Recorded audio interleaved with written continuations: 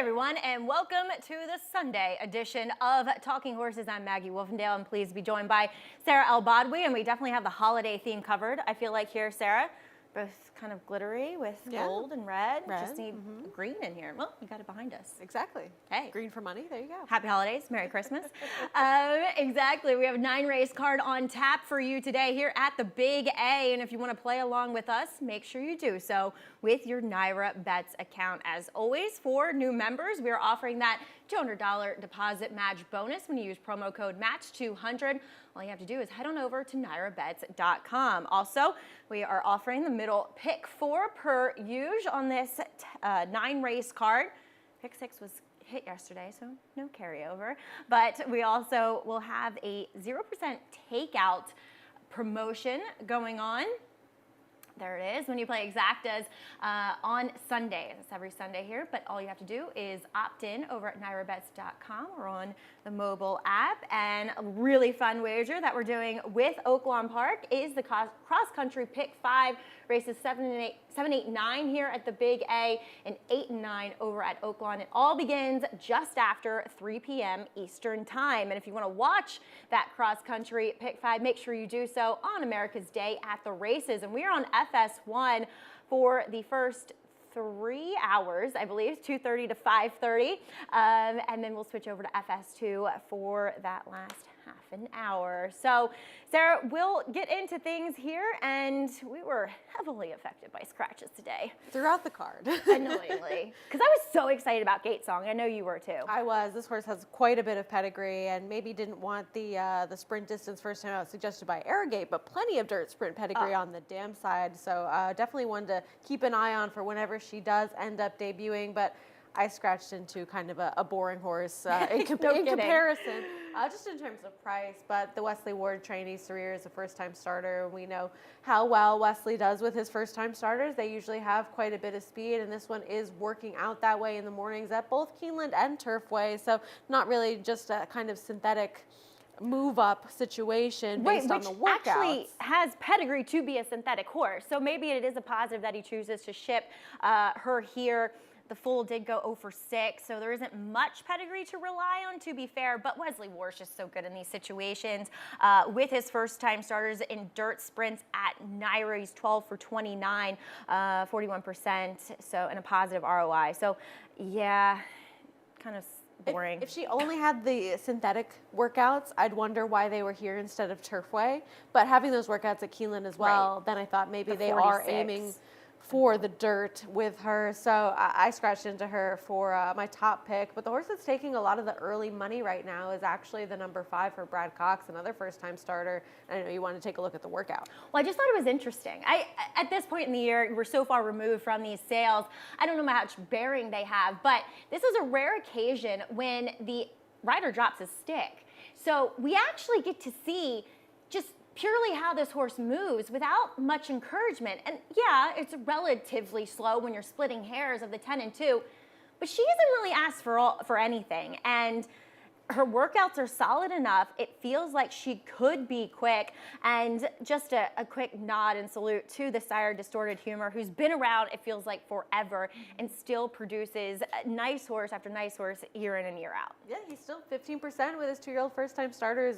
Certainly has plenty of progeny for that sample size by now, and just was very professional, I thought, in that workout, even though it wasn't quite the fastest. I mean, it wasn't as though the crop was necessarily needed for any sort of correction in terms of getting out or lugging in or anything like that. So, but I also want to make the point that I'd love to see more of that. Yeah. You know what I mean? Like, so them to be, driving, whipping and driving for an 1/8 of a mile work in a 2-year-old sales, it shows you don't necessarily need it. So, so Bourbon Serengeti, as you mentioned, taking a lot of early money. I feel like quickness could be a factor with her, as well as Sarir. Let's talk about the only horse in this field, though, that has experience, and that's number 2, Dorothy's Dream. Wired last time by Don't Listen, just put in kind of chase mode, but a number in which, if these firsters aren't great, could win this race. I thought so too. I mean, this is a horse that I kind of wanted to gravitate against because there were so many interesting pedigrees and first-time starters going out for barns with significantly high statistics, sending out these 2-year-old first-time starters in dirt sprints that I ultimately wanted to look elsewhere.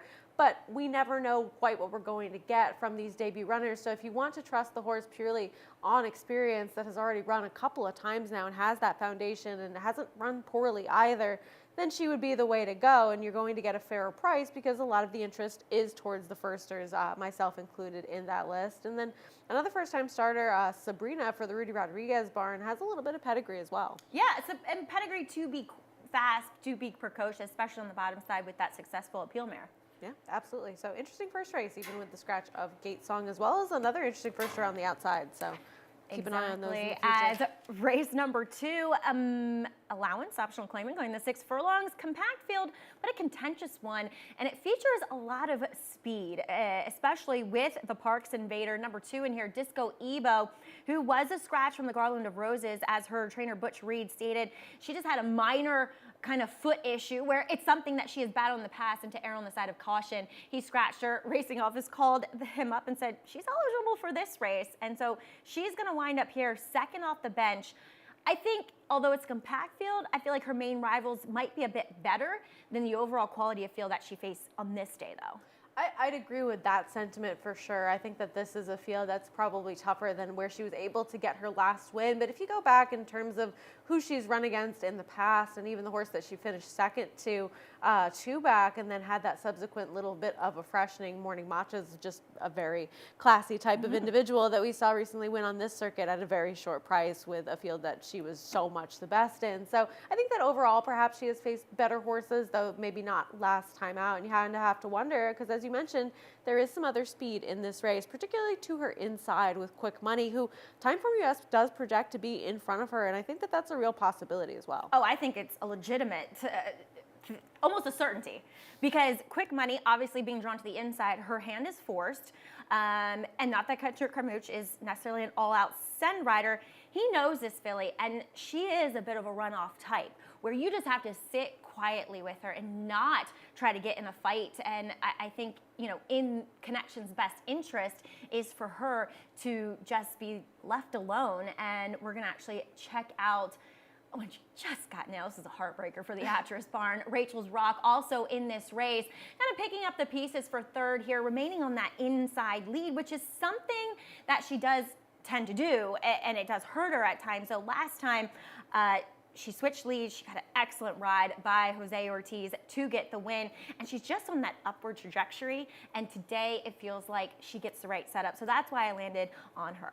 Yeah, all fair points. I mean, she's going to be the one that benefits the most from the two inside horses. If they do hook up early, she should be sitting right off of them. I don't have any problems with her. I think that I often try to look for a horse that's going to sit the trip in these types of situations, but I also felt as though she's facing a horse that's already defeated her on multiple occasions in Quick Money, and just felt as though Disco Ebo, she can rate a little bit if she needs to. She doesn't absolutely have to be in front to do her best running, though I think that it will be very unlikely that she's sitting significantly off of the early speed of Quick Money. So I just went to her thinking that she ultimately was the class of this field, but I don't blame you for wanting to take a shot against. Yeah, and I mean, look, if she gets back to her races 2 and 3 back, she is a runaway winner in this field. As race number 3, claiming 16, losing one of the major components of this race, and that was the plain one in here. Kentucky Joker, Linda Rice will keep the 1A Face Barrio in here. A drop down runner that is cutting back in distance. Let's start by talking about him. For me, Sarah, he was a decent price, especially for a Linda Rice runner. I thought he went fast, but then again, the winner laid right off of him. So it's not like it was a total pace collapse. He just faded quite significantly. He did. I mean, he was running into a horse in Duke of Gloucester that's in really good form right now, and it was making that drop in class as well. So perhaps you forgive him a little bit now getting that class relief in here. But at the same time, he was claimed for $30,000. He was stepped up in class. He was stretched out in distance, and now they're changing a lot of things for him. So clearly things didn't quite work out. So now he's dropping down to the $16,000 level, getting less ground to work with. And I ultimately just thought that he was going to be the speed of the speed in this race. And whether or not it was his stablemate or him that bettors would more gravitate towards, I think that they both had a really legitimate chance, because one of them was going to be out front early and the other one was going to be coming from off the pace. So I ultimately ended up keeping him on top because I think that he might end up being the speed of the speed in here. But Gun Maestro isn't exactly slow either, and he's been running some solid races as well. I know you ended up picking him on top. I thought he was just totally stacked against it, kind of literally and figuratively, in his last start, where he was 4 to 5 wide throughout, a part of a 4-horse pace duel that ultimately kind of came back. And we saw MB's Munning with a great ride from Lane Luzzy, just sitting behind that early pace and able to tip out and run those horses down. And I think he stayed on better than any. And now he's drawn more towards the inside. It'll be interesting to see what they ultimately choose to do with him, if they are aggressive yet again, or they choose to sit off of it. But I just thought his efforts might be a little bit better than they appear on paper. So I figured I'd take a shot with him, with Linda's drop down runner, obviously going to take a lot of money. What do you do with a horse like You Better Be Joking, who is a major drop in here, but on the flip side of that, has never run a race numbers-wise that makes him that competitive in this 16 non-2 life? Exactly, and this is only his 4th start, so you'd think that maybe coming back in a $40,000 claiming race like he did last time, after showing maybe a little bit of promise that you thought that he could build off of early on in his career, that was already a red flag in and of itself. But now taking that big plunge in class, you kind of wonder what sort of ability he may or may not have. But at the same time, when you look around at the rest of this field, I'd kind of rather take a question mark than the horses that I kind of know who they are. Yeah, fair enough. And George Weaver with a 50% drop in class. He's 16 for 55. So kind of a negative ROI, though. They usually do tend to take money. But my problem was that, and maybe he needed the race, but I thought he looked sensational coming back in that field. Looked by far the best, and he stunk the joint up. So for me, I don't know if I necessarily trust him, but I get why he might be appealing. Happy Bob always takes a lot of money. Why? I don't know. I don't know either. He's coming in from being beaten as a heavy favorite in a Finger Lakes race. He was favored before that. He was favored the time before that. I mean, it's insanity. Yeah, he always takes quite a bit of money. I don't know why. I don't know that he's going to take quite that much money, especially in this field. Lots of Bobs. Yeah. That's what Andy would say.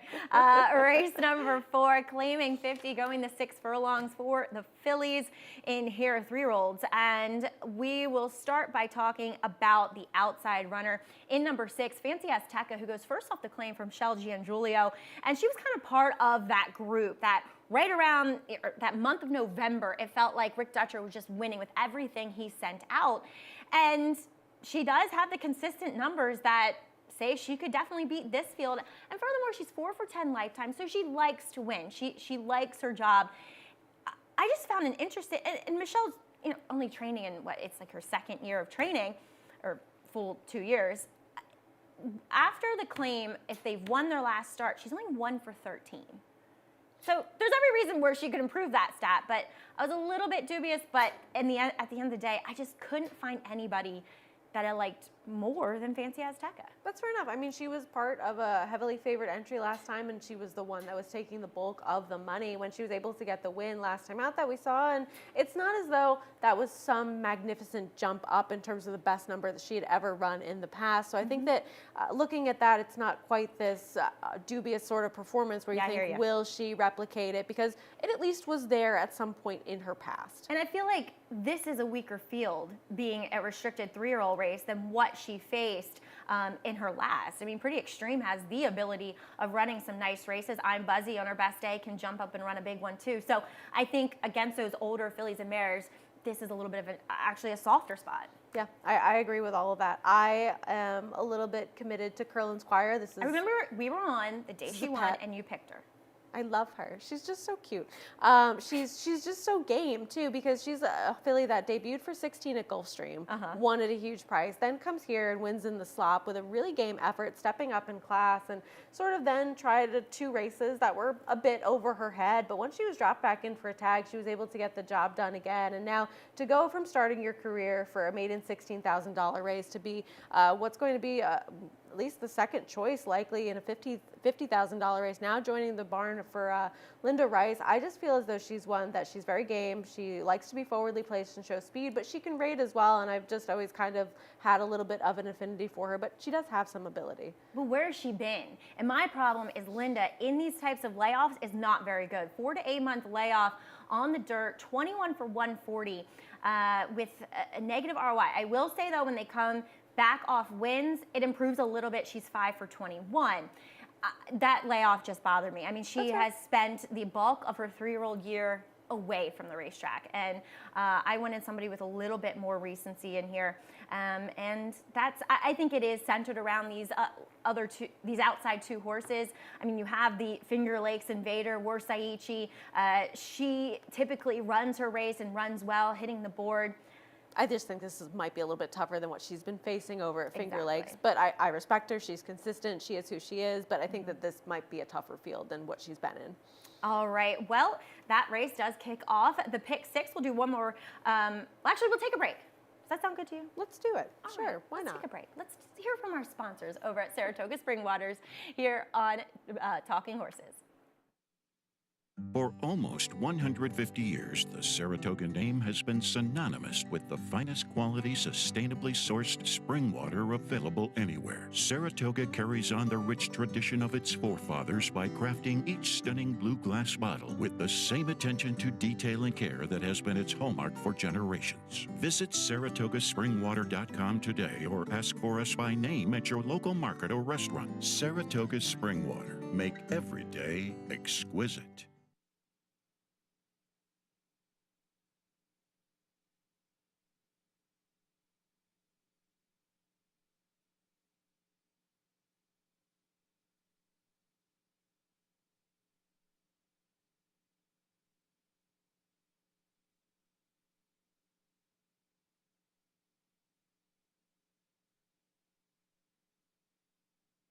Welcome back as we will dive into the late pick 5 sequence, which begins with a maiden special weight for the New York bred fillies traveling the mile in here. And this is a race that ultimately, for the most part, held together. And it features 2 horses that I was just kind of committed to because I like them both so much in the paddock. And on top of that, felt as though they'd want to go further than the sprint distances that they both debuted at. So we'll begin the conversation with the 2-to-1 morning line favorite in number 5, Landed, who Wesley Ward, he runs all of his 2-year-old debuters in blinkers, and once he kind of realizes what they are, he often takes them off as they turn 3 or are about to turn 3. This day, she was wired by Enfuega, and nobody really making up any kind of really significant ground except for her. You know, she kind of was wide the whole way. She really continued that forward momentum, which I appreciated, and I wrote in my notes that she probably wanted to go longer than the 6.5, and that's ultimately to what she's bred for. Exactly. This one, the half to Venti Valentine, as well as espresso shots. So certainly plenty of pedigree to handle the stretch out and distance. And I agree. I think this was a day where you wanted to be forwardly placed, and she was not in that kind of position, which is kind of rare for one of the Wesley Ward trainees to be a little bit further back. But she, as you said, was able to sort of make up some good ground kind of against the track that day. That really did help Enfuega. So yes, she makes a lot of sense. It could easily take another step forward in this spot. Certainly has the pedigree to do so, and we know how good Wesley Ward is with his 2-year-olds in all types of situations. You went to another stretch out, though, who couldn't resist 5-2 at 5-2. I know. I actually texted David Aragona, our morning line maker, and asked him about this earlier, if he had a little laugh to himself when he made this morning line. But yeah, kind of just a horse that makes a lot of sense in here, going second on a debut. And we've talked about this quite a bit. Linda Rice does not have the greatest stats with her first-time starters. But when you look at her 2-year-old second-time starters in dirt routes, she's 5 for 12 over the past 5 years, with another 2 to hit the board and actually a $4.52 ROI. So they tend to improve second time out, especially going a route of ground. And I felt as though this one was wide that day and never really got into a great position, and was wired by a huge priced horse in flight control in there, as the heavily favored Pletcher trainee missed the break completely and made up some ground in the later stages of that race. So I thought now, getting the experience with the change in her statistics with these horses getting a run under their belt, that this one could easily take another step forward and kind of outran that statistic first time out. Yeah, this was a race where I just kind of relied on my notes for horses that I liked. And I didn't particularly like her in the paddock, so I left her off. But could I see her winning? Absolutely. My problem is that she was wired by 36 to 1 shot that day. So ultimately, how good was that race? Who, was compromised, like you said, the Pletcher horse missing the break. So did that kind of enhance her chances a little bit? I just had a little too many question marks, though I do think the stretch out should be in her favor. I can't resist taking number 8, Brooklyn Dance. And look, I could have had Landed on top. I just wanted the better price. She was so much against the racetrack. As we'll see her break okay, but she's going to take herself kind of out of it. And for me, that's a telltale sign of a horse that doesn't want to sprint. They want to go longer when they just get out-footed early. And so we're going to see P. Mutter Picker. Gosh darn it, Stuart. Why did you have to name this horse that? And look, she's going to get green here from the kickback. So Javier, playing to her favor gets her out of the kickback. But that's not where he wanted to be on this particular day, where the rail was at a premium. Golden, as Andy would say. And she's going to continue forward momentum throughout the entire running of this race with not that much urging. Yes, Javi's kind of urging her with her hands, but when it gets late in the game and P. Mutter Pickle is on her way to an easy victory, he's just going to kind of wrap up, and she's going to still continue running. She was one I loved in the paddock, but thought that a race would benefit her, and I think with watching this race that she's going to appreciate the mile.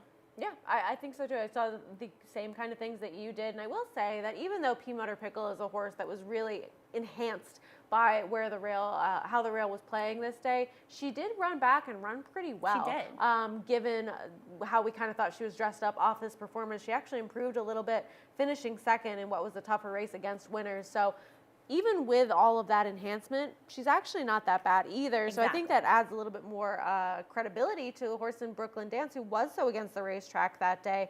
And I completely see your point with that one. She makes quite a bit of sense in here. I see you don't have her anywhere. I include her just because it's Chad Brown and it was a good field. But it's hard to endorse collect the data because she did no running and she wasn't bet. She did show speed. I'll give her that. But it's kind of counterintuitive to then stretch her out after fading so badly. So I'm just wondering, did she need the race? As you said, though, she wasn't bet. I don't know. But she scares me a little bit. Yeah, she exits a good race. I mean, we've seen a lot of horses come out of that race and run quite a bit better. Miss Lau was not one of them yesterday, but I don't. You'd give her another chance? I wouldn't give up on her because she made up significant ground. She kind of got outfooted. She's one I still think that a mile plus is going to be her. You day. can keep her. I'm done. Ooh, divorce papers signed, sealed, and delivered to this is an interesting Lau. race. I think there's a lot and of then, ways I mean, you the other go. Linda horse who's on the far outside trying the dirt for the first time. Out of orbit, I remember her. She's a stakes winner going long on the dirt. And City of Lights can kind of do either. Yeah, can do either surface, though they have been more proficient sprinting. That's the only thing. But I was kind of relying on the bottom side, seeing out the mile. So I used her a little bit. I thought she was a little bit interesting, and one that I actually really liked in the paddock, though she might be more of a turf horse. So We'll see. yeah, this is a fun race to kick off the late pick 5 as race 6 dramatically affected by scratches as felt like that going into it, but we'll only see 5 go postward, and they were all long shots to begin with. And now we'll probably see, as you said, 4 to 5 on number 4, Striking Speed. And this is a horse that I had originally picked on top when we had 11 entrants in this field because I like the recent form that he's been in. He's been kind of outrunning his odds over his last couple of races, and he's a horse that we had seen really tail off and then sort of have this resurgence in some of the ability that he used to show. So I liked him quite a bit coming into this race, but now he's kind of unbettable in a spot like this where he's likely to be the favorite, just as you mentioned, because who's left when you look around? You have a horse in Mach 1 who didn't really run that well last time at all on the class drop, but maybe you argue that he needed a race because the company that he was keeping in the past, certainly quite a bit better than anybody that he's going to be facing in here. But after that, the recent form is just nothing to really fully recommend on a lot of these other runners. So the price that you're going to get now on Striking Speed is just no longer all that enticing. Nope, but he looks as though he should be loose in here too. I mean, he's not even that fast, but neither is anybody else. So I think they should just be aggressive with striking speed. As we'll turn the page and take a look at race number 7, maiden special weight, going a mile and an eighth for the New York breds. And you went to number 8 in here, Vinsanto, who exits the same race as In On It. And both of these horses actually running very well. I decided to go with In On It because given the lower profile connections, I just thought that maybe you'd get a slightly better price.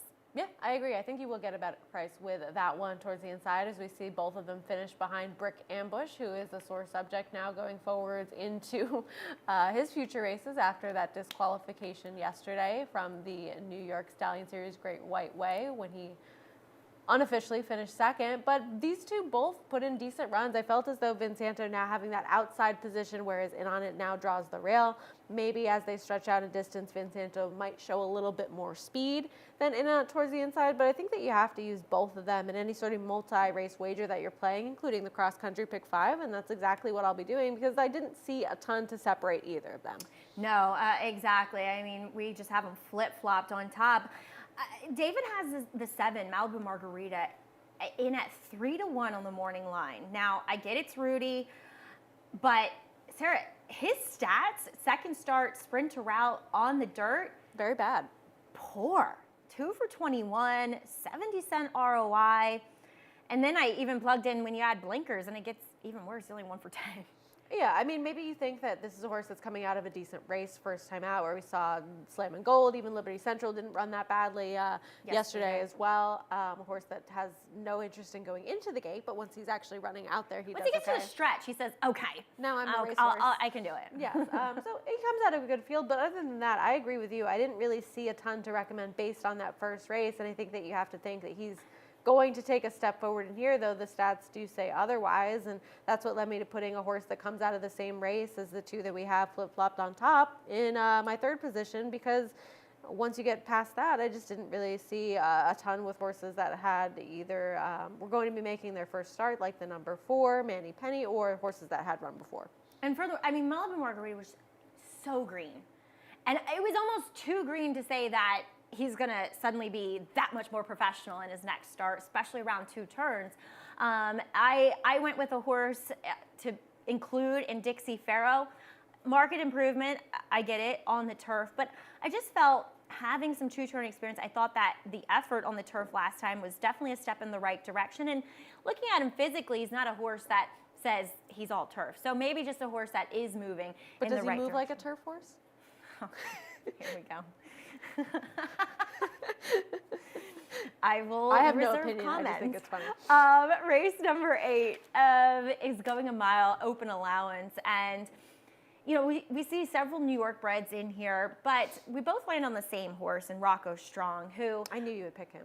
well, he's like a pet of mine. I know. Total pet of mine. And I think Michelle's done an excellent job with him. And last time he was so much against the racetrack at the 7-8, so I just feel like this 1-turn mile is optimal for him. And this was a good field. I mean, we're taking a look at his last win, which was on September 21st, where he was able to get the job done. And I know that was for a $25,000 tag, but he ran really well in his next start behind 2 seemingly decent horses in Signator and then Cascades, who then tried the Cigar Mile. And then, as you said, last time out, running behind Power Seeker, who got the most perfect with the track trip of all coming right up the rail, and Ocean's Reserve, who kind of modified his running style to be forwardly placed and ran well yesterday to finish second, as well as the comebacking overstep, so against the racetrack. And I think that that field, if not tougher than this one, at least comparable to what he's going to be facing today. So as he's sort of gone through the class ranks, I feel as though he's stepped up and shown up each and every time. He's going to also, you would think, have a little bit of speed to possibly get the right setup, too, with the presence of a horse like Sundays with Sandy, who I don't particularly like, and neither do you, but also Daddy Knows, who is second off of a layoff. He, too, was against the racetrack when wired by aggregation, seemingly. I mean, he broke on top, but he's such a tough horse to control that Katie Davis just had, it was the funniest race to watch it back, because remember my obsession with Ben Doog? Yes, who you were in love with him. I am still in love with him. So You forgive him? Philmont Connections, let me know. Meet and greet. Exactly. Sign an autograph? Sign me up.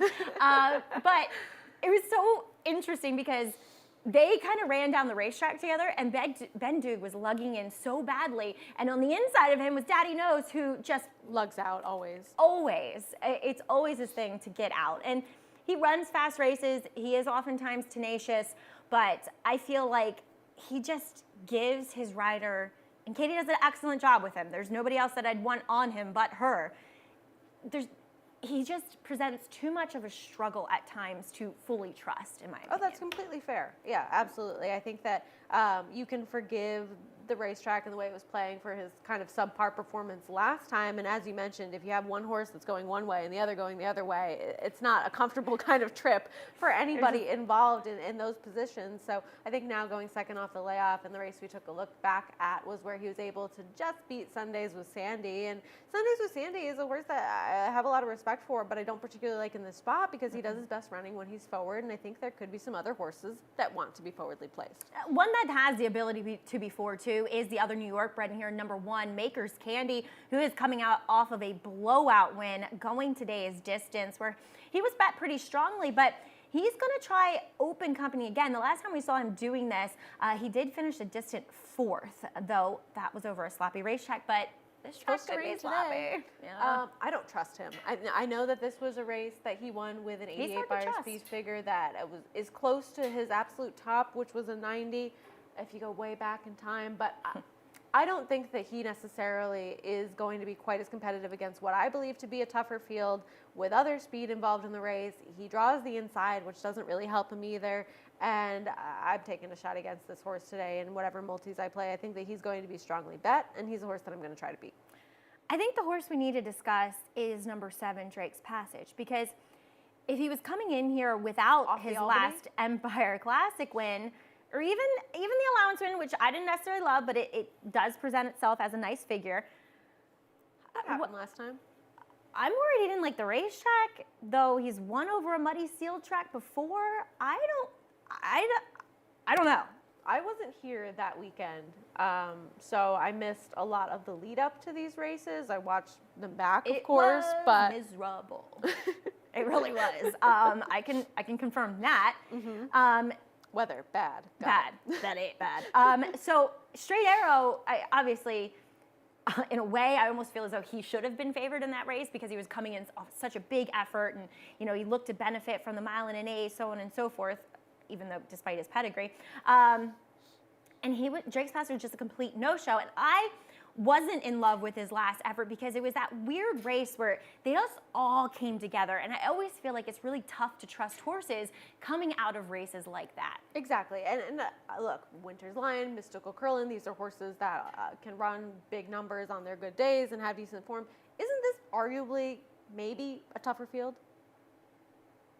Than 2 back? Yeah. Possibly, yes. So, again, I think that he is one that many will gravitate towards, and one that, again, if you go back to some of his prior races against State Bred Company, it's not as though he's so incapable of competing against Open, but I just didn't really like him today. Yeah, tough to trust him.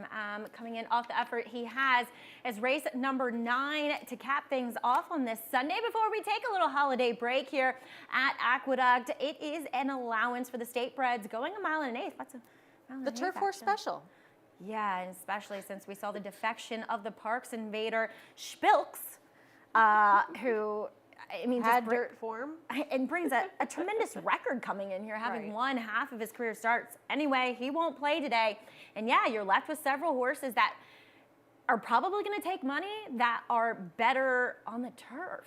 Yes, exactly. There's a lot of horses that I really question them on this surface, and I ended up scratching into a horse in Engineer Empire who's very difficult to trust as well, and he's kind of, after what we saw from Kid Billy yesterday, kind of, they're 2 different horses and it's 2 different circumstances, but it kind of leaves a sour taste going forwards into today because those were the 2 comebackers in the race that was won by Bourbon Chase. But if we go back to Engineer Empire's win that we're taking a look at here, he earned a 77 buyer speed figure going a mile and an 8th distance, and this was all the way back in March, and a repeat of this effort against these turf horses makes him very tough. But he came back and he did no running and was ultimately eased last time, so maybe it's a good sign that we see him right back, and perhaps he just needed a race and something was amiss that was easy to repair, but he's very difficult to trust as well.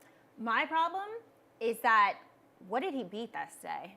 None of those Nobody. horses have I didn't gone like on him to do anything in his last start either. And I mean, furthermore, that figure, in my opinion, only gets him there. It doesn't make him a clear-cut winner. And it's sandwiched in between two very poor efforts. I just could not warm up to this horse whatsoever. He'll beat me.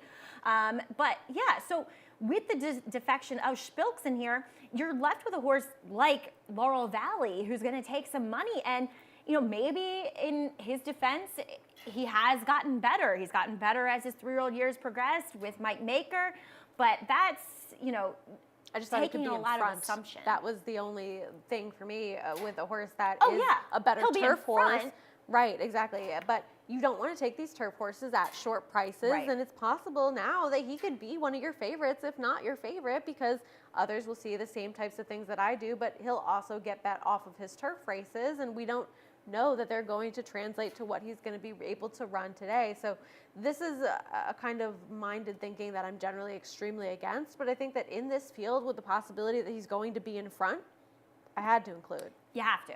I went to a horse in Shared Success who on multiple occasions has run figures and races to win this, but they've been at Finger Lakes. And, his one dirt race leaves a lot to be desired up at Saratoga this past summer, in which he took money. He dueled with the heavy favorite Z-Bear that day and faded badly. But this is me putting quite a bit of faith in Michelle Nevin taking over, who is enjoying a nice meet so far. Yeah, she's been having a lot of success, and so is Trevor McCarthy. I mean, he's been able to guide quite a few long shots, and many of them have been horses that I picked, so I'm keeping an eye on them that finished second and third. Yeah. So certainly riding very well this meet. Neither of us have him, but what about Noble Huntsman? His one dirt start, he actually finished ahead of Shared Success, and I think obviously he's more of a turf horse, of course. Aluminum pads do go on. What does that mean significantly in terms of your handicapping for this race? It tells me that he's a horse that his feet probably sting him, and getting to the dirt is a surface that often will sting a horse that might have softer feet a lot more than the turf would. So I think, that, look, Tom has had horses that have won races. My homeboy Jaeger, he won a race with an aluminum pad on. So it's not absolutely not, but it does give you something to think about, especially with a horse that's more inclined to run proficiently on the turf as opposed to a scheduled dirt race. All right, good. But look, he could make a deal of sense. And then, the complete wild card and just an unjust DQ, in my opinion, last time out is Be of Courage. But this is an all-turf pedigree. Exactly, yep. Yeah. That poor guy. he had run so well in so many starts. His head Overachiever. starts. Yep, I liked him that day. He was kind of the one that you thought made the most sense in there, but hey, we have a lot of unjust DQs in this particular jurisdiction, so not surprising. But yes, turf pedigree, and don't really know where to put him. You two, You I love gave him Uncle a Marty. What? I have a thing about him. I was so angry when he won, and I said it to you. I was like, I think we were out there because it was one of the last days of Saratoga, was it? Yeah, it was the 30th. yeah. Yep. And I always thought that going long on the dirt is what he wanted to do. And he Well, finally it got was. to do it, dropping in class, and this dummy didn't pick him. It happens. It's okay. Anyway, Blinkers I do go think on for him. He's right, a dirt first horse. start for Mike Maker. Not that that's a positive thing at all, going from Linda, but Mama's Gold is really in form as of now, Absolutely. and consistently wires fields where maybe Uncle Marty just got incredibly discouraged, and he's run his best race in today's conditions. Yeah. What about Street Cop Officer, who finished third to Alternate Reality, who ran really well yesterday to hit the board again? There's not a fast enough race yet on his form, but he does feel like an improving He's a dirt 3-year-old. So I horse. get it. I get it. He is. I don't know. This is a wide open last race. It's a fun race, especially with the defection of Spilks, who I Who think was we the both horse to really rely liked. on? Yeah. Yeah. All right, Tough way to opening it close it up. out. In today's last, we finished on time today. You're welcome, Chris. No, I'm kidding. But as always, if you want to play along with us throughout the card and any track in the country, or the world, you can do so with a Naira Bets account. If you're not a member, become one today and use that promo code MATCH200 to earn your $200 deposit match bonus. And hey, you can also play middle pick 4 if you'd like here at the Big A. And another cool thing that we have on Sundays here at Aqueduct, the 0% takeout on Exactas. Make sure you opt in over at NairaBets.com. And I've been having a lot of fun. Are you doing a ticket today, Sarah? Of course I am. You the bomb. The cross country pick 5, which begins just after 3 p.m. Our last 3 races from the Big A, and 8 and 9 over at Oaklawn. It's been a really fun sequence to follow along. Go to Naira.com /cross country, and you can catch all of those races beginning at 2:30 on America's Day at the Races. And we're on FS1 today with coverage starting at 2:30 and going till the last over at Oaklawn. Sarah will be on, I'll be on. We'll have Meg, we'll have Polly, we'll, I think, have JK. We'll have Chris Griffin. Yes, Chris, I'm Exciting eternally grateful for you taking the last hour for me so I can go to my mom's birthday dinner. So speaking of who, Chris Griffin, he's coming up in a bit with a reprise of Scratches and Changes. Thanks for joining us here on Talking Horses, and have a wonderful holiday. Almost 150 years, the Saratoga name has been synonymous with the finest quality, sustainably sourced spring water available anywhere. Saratoga carries on the rich tradition of its forefathers by crafting each stunning blue glass bottle with the same attention to detail and care that has been its hallmark for generations. Visit SaratogaSpringwater.com today or ask for us by name at your local market or restaurant. Saratoga Spring Water. Make every day exquisite.